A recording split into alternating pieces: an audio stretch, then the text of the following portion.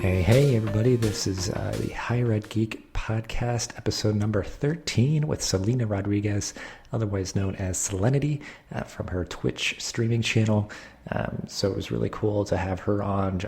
I've just been a fan of hers for a while now, and just to talk more about her journey. She primarily streams Heroes of the Storm, which is one of my more recent favorite games. And I was just super excited to talk with her. I felt like I talked a lot just because I was a little bit nervous, but nevertheless, still a great episode that features kind of a lot of good wisdom about building positive communities online and just kind of really connecting with the themes that I want to highlight for this show. So really appreciate Selena's time. Definitely go check out her channel. And after this brief message from our sponsor, this is episode number 13 with Selena Rodriguez. It's an honor to have our good friends at SwiftKick be a sponsor of the podcast because I've seen their work firsthand and it's truly unlike any student leadership training I've experienced. They've been voted Best Student Leadership Program unprecedented 5 times, so you know they must be doing something right. As a bonus for our listeners, SwiftKick is giving a $500 discount off their normal speaking fee if you mention Higher Ed Geek when you contact them. I highly recommend their trainings for your campus as your students will be talking about it for months afterwards. It's really great stuff. Check them out, swiftkick.hq.com to learn more and let them know I sent you. Now, back to the show.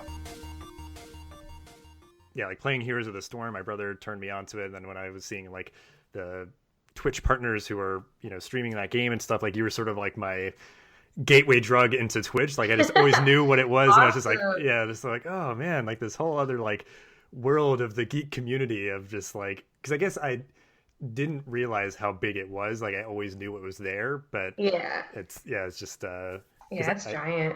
Yeah, because I tend to dabble. Like I sort of like dip my feet into like Reddit and be like, okay, I get what that is, or just like dip my feet into different things just so I can kind of appreciate why people love what they love so much and kind of sort of get the appeal and stuff. But yeah, Twitch is just really incredible. So I'll be interested to hear a little bit more about your journey with that, because I guess you just kind of had like your 3rd year of streaming, right? Because I think it's coming up. 3-year anniversary. Very cool. All right, so we'll go ahead and get started. So, I really appreciate you taking time to hang out for the podcast here, Selena, or some people might know you, Selenityy. But yes, you're kind of now you've recently fully committed to Twitch streaming. So I'm very curious, I guess, a little bit about your professional journey, those decision points with deciding to stream in the first place, and just furthering your kind of investment into it. But if you just want to start out here giving an introduction of who you are and how you got to be where you are today. Sure. So my name is Selena. I am a graduate of UT Austin, the University of Texas at Austin, where I studied psychology and criminology. I've always been into video games though, so that kind of was a trend throughout everything and was always kind of my hobby.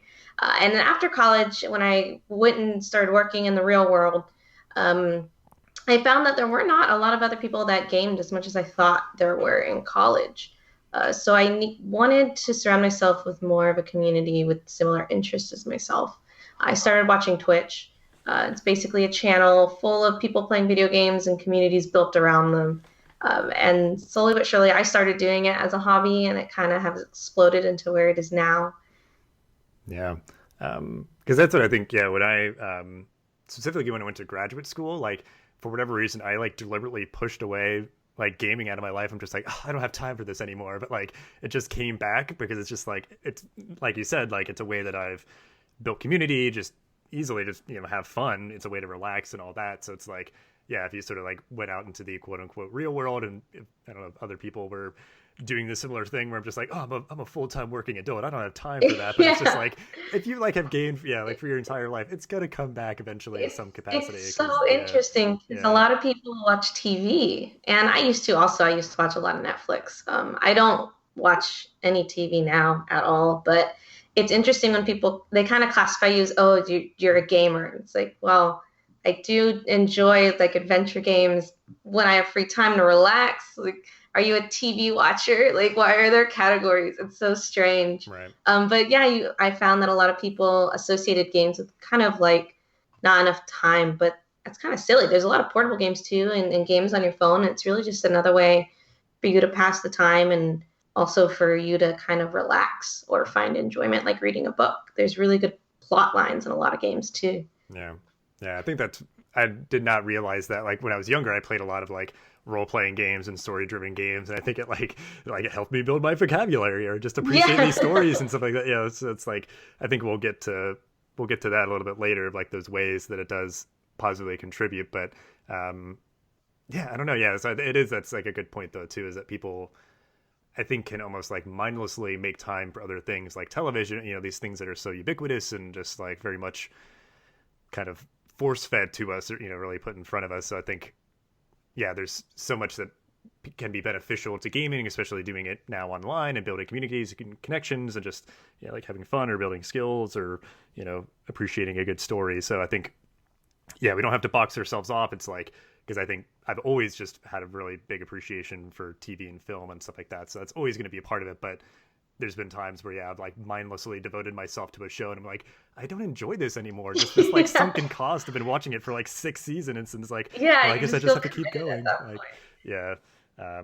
So yeah, that's cool. Yeah. You've kind of like, intentionally built sort of like, okay, how do I want to spend my time and sort of, build bonds and connections with people. Because I know some of the past people that I've had on, they've built some of their strongest connections and friendships and relationships, whether just like ongoing for a long period of time or there's very deep connections through gaming and stuff. So, and I guess just so I can for kind of due diligence. So, you went to college, and I think that certainly is an environment where I think people are still kind of like nurturing their hobbies. They maybe have more free time than they would afterwards and stuff. So I guess, is there anything about your college experience before we kind of move on to where you are now, and your current work, like anything that happened during college or like what you're involved with or the skills that you developed, that really did contribute to you in a positive way, personally or professionally?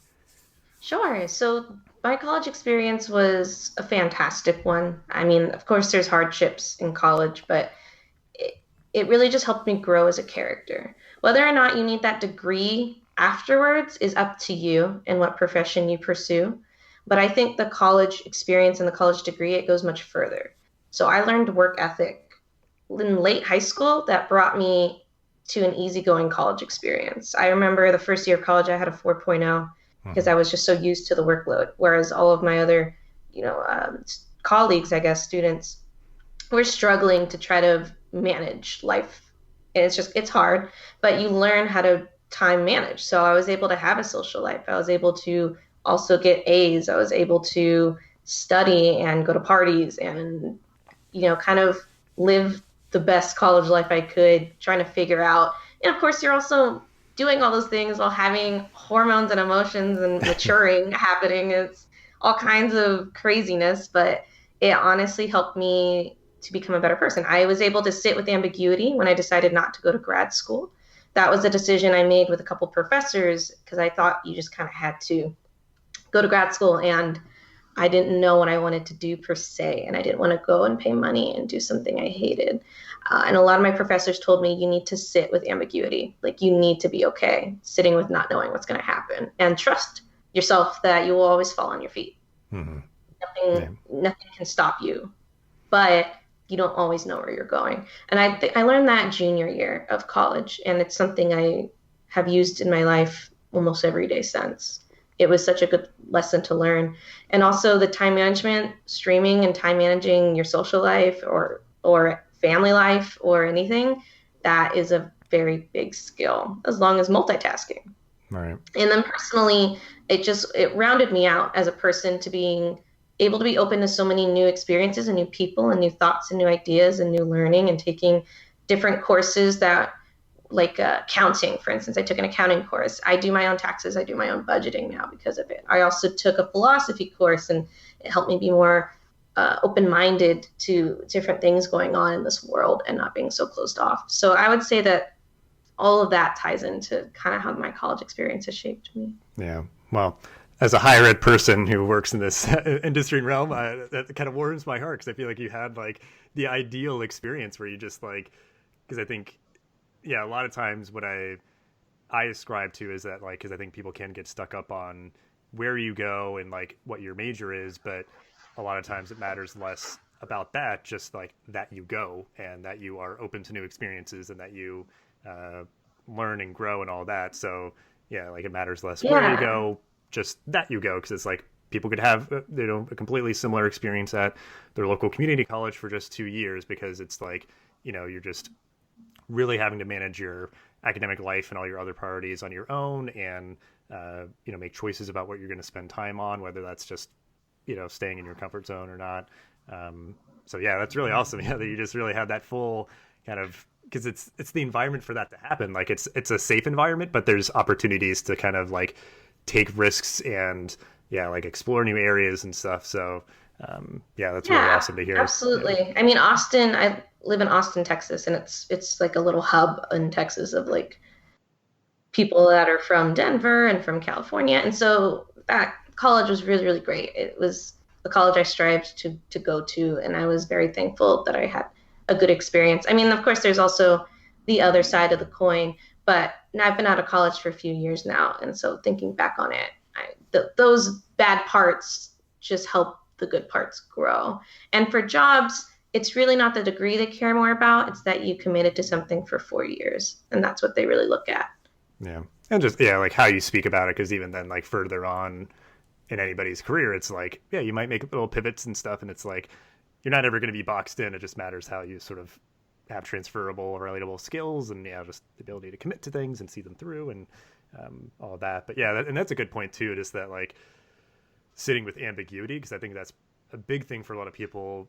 And it's really manifested in that example like you had of just like, well, I'll just go to grad school. Like that's what's next. And it's that kind of specific thing is always knowing what that next thing is. Some people really have a hard time with that, where it's like, okay, I'm graduating from college, then what's next? It's just like, well, just the rest of your life, and just kind of, Yeah, that's obviously very scary to a lot of people. Just like, it can be. Yeah. yeah. So you have to kind of just like go where the wind takes you, and yeah, like trust yourself to, make the right decisions and just put good energy out there. And because I think, yeah, if you're continuing to be open to just learning new things, seeing opportunities that come through and taking chances, or just like talking with people, if it's like, oh, you're doing kind of an interesting thing, like how did you get to be where you want, and like do that, versus again, I think people boxing themselves off. It's like, well, I'm just this major and that's the only thing I can ever do forever, like, and that's, I'm kind of locked in. It's like, no, yeah, you have the opportunity to seek out whatever sort of speaks to you and just be comfortable with, yeah, trusting yourself and being comfortable with ambiguity. I think that is a really good life lesson for all of us. So I guess, that all, during your undergraduate college experience prepared you really well for venturing out into your kind of post-grad life. So, you're kind of very much fully committing to streaming now. So I guess, that's kind of more of your current work. I get, because I'm just curious, like, I guess talk me through kind of those decision points, I guess, as you're further investing in streaming, and just kind of like what kind of keeps you inspired and motivated? Like, what do you enjoy most about this work that you've now kind of continually committed more to over the past couple of years? Yeah, so it started off, like I said, as a hobby. So my first job out of college, I was a contractor at Facebook, and they had a very big community there for rugby. So like everybody played rugby, and if you didn't play rugby, then you did like some other thing. There was like only like four big umbrellas of hobbies that everybody gravitated to, and it was strange. None of them were gaming. I would find a couple random people that were into gaming or like had gamed in the past. So it was definitely weird. So I started streaming on Twitch just to like regain that connection that I had throughout all of college. Or I mean, I guess throughout all of my life, because I was always playing video games. But there weren't a lot of people for me to talk to. I had my roommates, and that was great, and old friends as well. But you see your coworkers all of the time, and I wanted to be able to share something with them. So I started streaming to get, I don't know, like another community to talk to. And then suddenly I was able to talk about something at Facebook that wasn't rugby related or other things. And I wanted to connect with those people. I really did. I even went to a couple of rugby matches, tried to like figure out what this sport was. And so it was like, oh, now I have something that I can, like, an icebreaker. Everybody loves icebreakers. And now I had something to talk about. And when I got home, I was excited to play games and experience these games with other people, even if it was like one or two other people. So about half a year later, I'm an ambitious person and I wanted to see how far I could grow my channel just for because.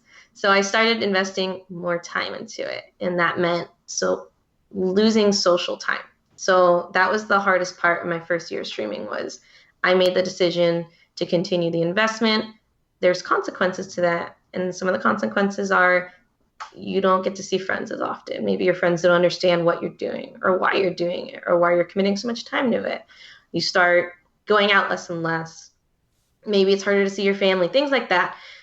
So I was kind of juggling and trying to, again, time manage what I wanted for myself. About a couple years later, I don't even remember the timeline. I think it was a year after that. I decided financially I could go full time with a part time job. It was about 2 years ago, I think. So yeah, a year after that. I found a job that worked around the hours of which I wanted to stream at. And I left my full-time job and I decided to full-time stream. And I actually had talked to my parents about it too, because I wanted to make sure I wasn't making a terrible decision. But my dad basically said, I was, I think, 23 at the time, something like that, maybe 24. And he was like, you're only young once. If you're financially able to do it, why not go for it? You can always go get another job afterwards. It's not going to be hard. He knew of my work ethic that it wouldn't be difficult, but that if I wanted to do full-time streaming, then I should go for it as long as I can always pay my bills. So I said, I'm going to do it. It was kind of scary because it's just a whole nother world, but I had grown a community around my channel and I just wanted to keep growing it. And I think that's what I enjoy most about it is the amazing people I've met, the amazing people in my community. Every day I see them, they're so positive, they're so sweet, they're so nice. They care about one another. And these are people I've never met before. These are people that we all just know each other by screen names. I mean, there's a couple of them that I have met in real life and I have made long-term friendship connections. And there's some that I remember their username from years ago. And if they pop back in the channel, we catch up on our past, year or two that we've missed with each other. And that's something, I think that's what Twitch was meant for. And it was what I always wanted to achieve with Twitch. And I think I'm there now and I just want to keep seeing it grow. Yeah. Because, in that way you can kind of get, because it's like direct connections with people and like you can kind of get the feedback loop of just like, because I know like, with your kind of further investment of it, you've kind of shifted around like your hours that you're doing things just to like reach people at different times and stuff like that. And, that's always like a great way to form a bond with somebody is just sharing like excitement about a thing that you both enjoy, or it's just like, hey, like I play this game, you play it too, or you both really like it, let's talk about that. And then like from there you can sort of figure out other things where it's just like, I'm just getting to know you as a human being. But it's always kind of easy to broach kind of building relationships, whether kind of digitally or in person, through those shared interests and stuff. But I think it's just really cool because I think I have two thoughts. So one thing on what you're saying, just like building a community, those like connections, whether they're somebody new or somebody that's been around for a while.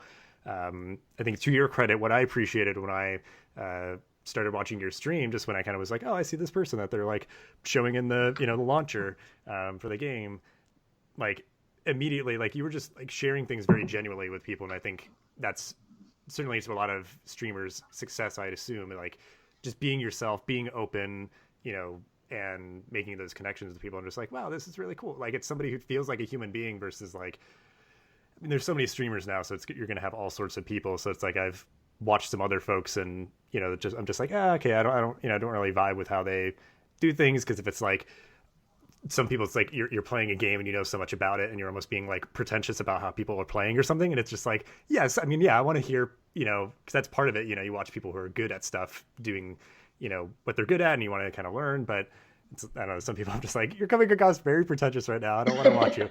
But I just appreciate that you're very positive. You have a very positive community. You're very genuine and all that. And I think, it's been, I'm sure, a very, scary journey, just kind of like venturing out into the unknown with this. But like you were saying, like you're almost like starting your own business, because like, yeah, you're like managing your money and like your taxes and just having to like figure out kind of the marketing and just like spreading the word or any of those sort of things. So, however long you do it and however it kind of persists for you, you're certainly, I would assume, cultivating skills that could be useful for you, in the future, if it's something else or just as you continue to grow this community that you have. So certainly I would, I would think that would be kind of a way that it's kind of positively contributed to your life. Just that. Oh, for sure. Yeah. There's a lot of great skills that I didn't even think I was going to learn that I know now. Yeah. Very cool. So I know you, primarily stream Heroes of the Storm, which is a great game. I enjoy it as well.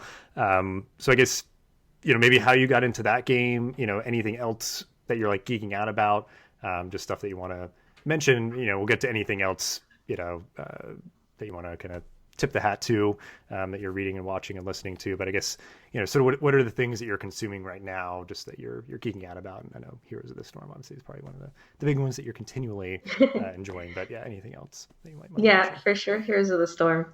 Before that, though, I had played League of Legends back in college. That's why I gravitated to the type of game that Heroes is. Mm-hmm. But I also played World of Warcraft, and I loved it so very, very much. I've always loved Blizzard games. I've played all of them except StarCraft. I watched all of the StarCraft cinematics instead because that game is very difficult for me to play. But I love the lore a lot. So when Heroes came out, it was like, what? All of my universes colliding into one. And the game that I stopped playing because it was too time consuming is now back.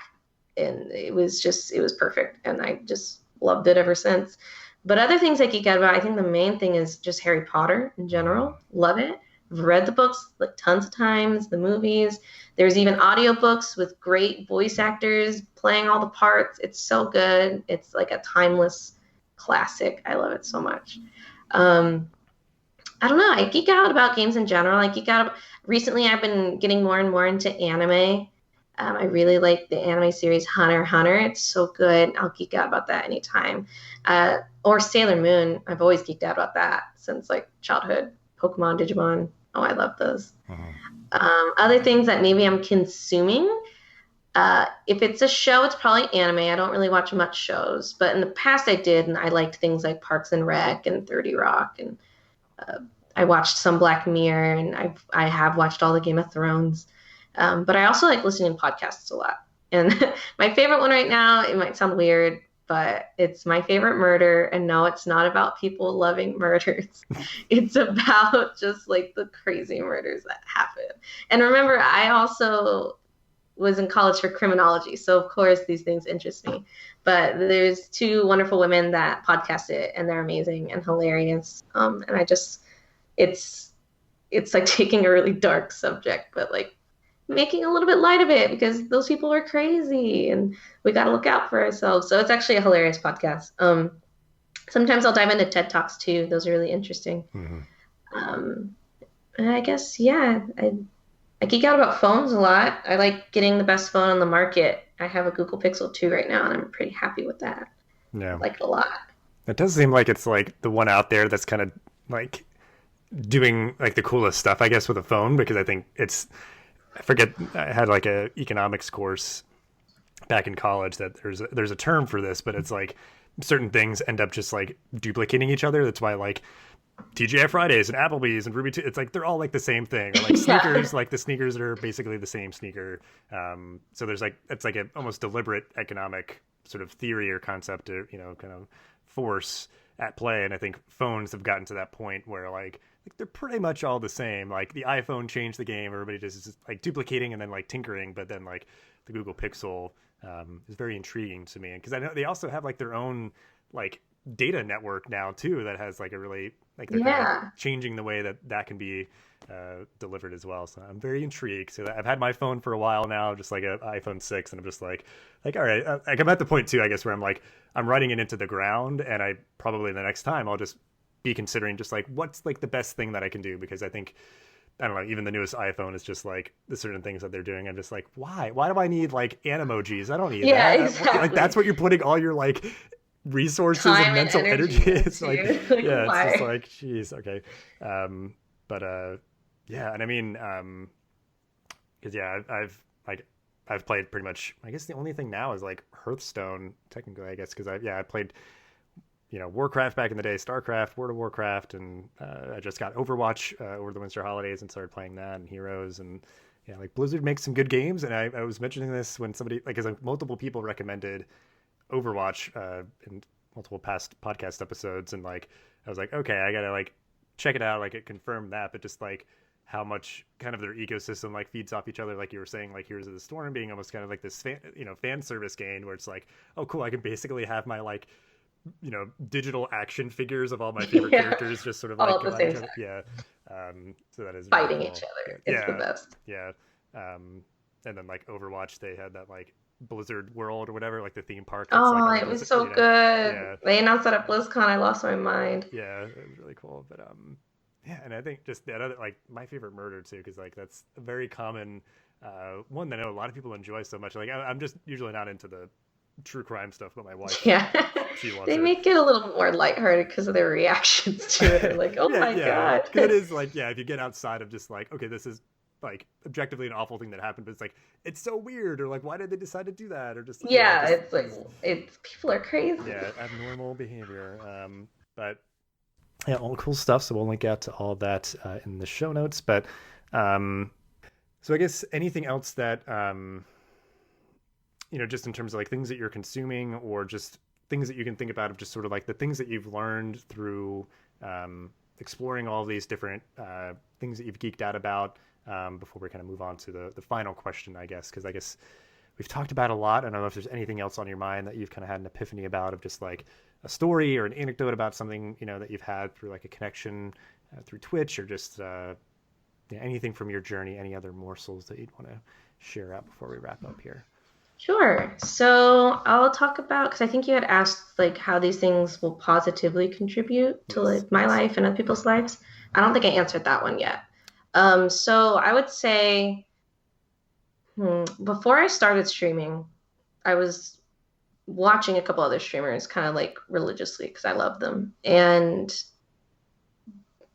basically there was times where if I was sad, or if I was like not happy with where life was at the moment, I would tune into these streams and it would just cheer me up, even if it was just for those little moments. Or like they were playing a game that I've never played before and I wasn't going to buy it and play it, but I wanted to see it. And it was usually those are story games because I just really like adventure games and I don't ever have time to play them. But I like them so much. So I was watching these other people play them with such commentary, and like the hive mind of Twitch is hilarious because to me, it's just like, it's literally just a hive mind on the bigger channels. It's like everybody has to think the same thought. I love it so much. And it's quite entertaining when it's not being toxic. So when I started streaming, I didn't realize that I could be helping other people in those same situations that those streamers helped me. I don't know. I just didn't put two and two together because I was just doing this for fun. And then I started getting messages of like, people's personal lives and how just me being there streaming every day helped them. And it kind of like floored me because I didn't understand. And I was so, I don't know, it touched me. And then I remembered, oh wait, I've also had that experience. Why didn't I put two and two together? And so now I don't know, I like to think that streaming helps people, even though that's kind of, I don't know if it's like a selfish thing. I was like, oh, I'm streaming to help people, but I stream for fun and it helps people. And I don't know another job. I've had plenty of jobs and I can't think of one that people were so happy to be a part of. I don't know why I overlooked it, but I think that's the most positive thing. And it contributed to my life too. Because a lot of times when people are asking you those hard questions, like, why are you streaming every day? Why do you care about this? When are you going to get a real job? What are you going to do when you're 40? All these like questions. And it's like, when I'm 40, I'll figure it out. And in the meantime, I'm having a good time doing what I'm doing. And I'm helping others find joy and happiness and maybe find a small corner of the internet that isn't horrible. Or they get introduced to Twitch and they find that Twitch is amazing and they go explore all of Twitch's everything. And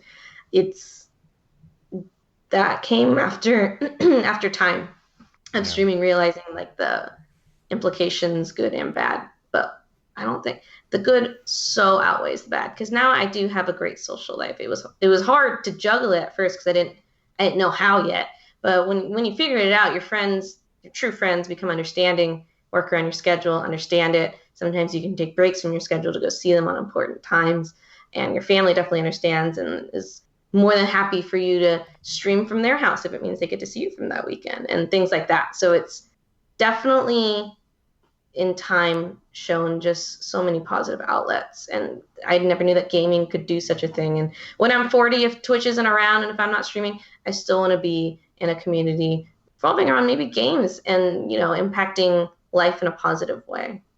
Yeah, yeah, because that's I always appreciate, because I think Twitch provides a very good platform for it when people do like gaming marathons, you know, or some sort of thing for like a charity and those sort of things, and just obviously, yeah, providing a you know, a positive community for people and an outlet. And because yeah, I think that's a good way that you put it, and it could even have further implications where some people just like, oh, I don't have time to play this game, you know, so I'll just watch somebody else play it, you know, it adds a nice like social aspect to it. But then like if somebody can't afford to play that game, or like, you know, like obviously they have this like positive community that it's like, yeah, I wouldn't be able to play this because I can't afford to buy the system or the game or whatever. And it's like, hey, that's cool, like just hang out and like we'll almost like play it together, where you're almost like being like, oh, what should I do here, guys, or you know, just like whatever, you know, but they at least get to be a part of it.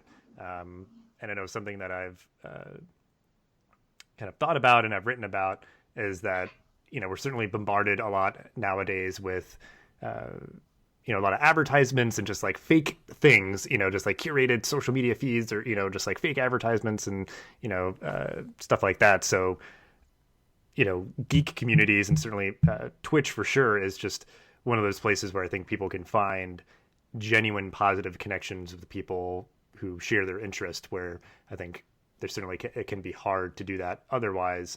And I know sometimes, yeah, like for like TwitchCon, you know, or like these like in-person events, you know, people facilitate meetups, and that just can you know, cement those communities and the connections that people are making and stuff. So, you know, it really has a huge positive impact both online and in person. Yeah, it's great that you've been able to kind of you know, give back in the way that that community has given to you. Because yeah, it's just yeah, I mean, I've just been very impressed. Like again, I always knew that Twitch existed, and now just seeing what it's all about, very cool stuff.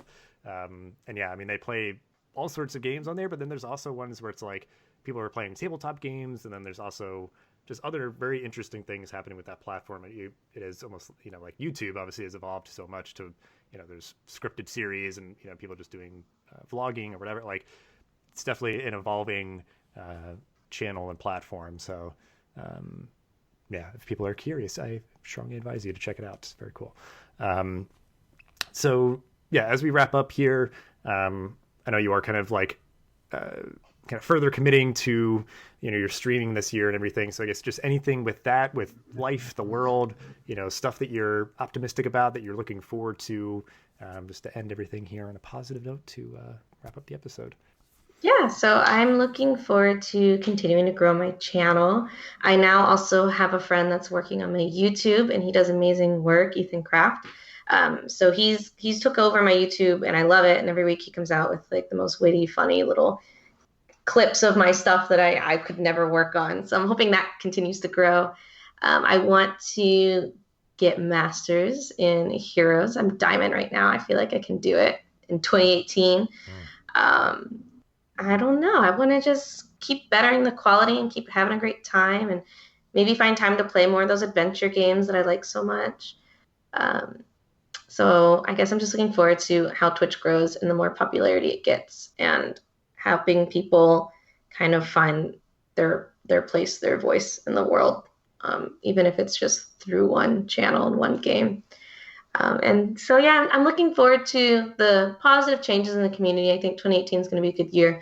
A lot of 2017 was people understanding what open-minded means, and I really think it's going to be implemented pretty well this year. So I'm excited to see how that happens too. Yeah, well, because yeah, I think something I appreciate that is a difference than what I've seen, because I guess if you almost kind of see it as like a social media thing, like comparing Twitch to some other platforms, like, because I know you have like people who like moderate the chat in your channel and stuff like that. Like it seems like that has been, and I guess correct me if I'm wrong, I guess like I don't know if it always has been, but certainly is now something that people are conscious about, like, yeah, certainly trying to foster more positive communities and certainly holding people accountable if they're not upholding those values and being disrespectful either to other people watching or to the streamer themselves and stuff. So For sure. because yeah, it's like other ones, it's like they just always have this blanket of just like, well, just free speech, guys, just like people should be able to say what they want. And just like, I think Twitter and other places, like they've had a huge problem with that, just like they just let things be, and only if it's like the entire like ecosystem kind of dogpiling on like one person, they'll be like, okay, I guess we'll like suspend their account for a little bit or something. And she's like, okay, thanks, yeah, that one person, it was being kind of like rude or whatever. But yeah, I guess just seeing that, like, there's mods just keeping people accountable and keeping things positive, because yeah, if it's just like one bad apple sometimes can ruin things. It's like, again, there's always going to be people like that, but we don't have to give them free speech platform, to like do whatever. It's just like, hey, let's just collectively decide to like just not tolerate like assholes. How about we do that? Yeah, like, so protect everybody.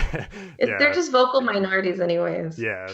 And that's just like, yeah, that's the frustrating part. Yeah, it's like it's always not the majority of people. Yeah, it's not the majority, and it's just the small little minute that decides to type it. But then it's fun to see the whole community gather around and be like, "You're wrong.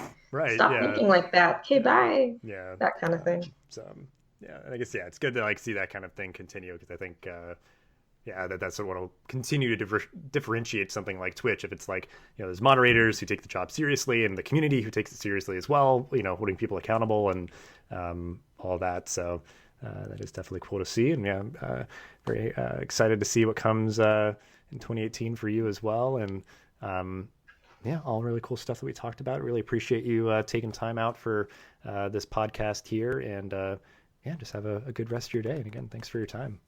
Thanks for having me, Dustin. I appreciate it. Thank you so much for listening to this episode of the podcast. Please rate, review, and subscribe so you'll never miss an episode. Thanks again for listening, and I'll see you in the next episode of the Higher Ed Geek podcast.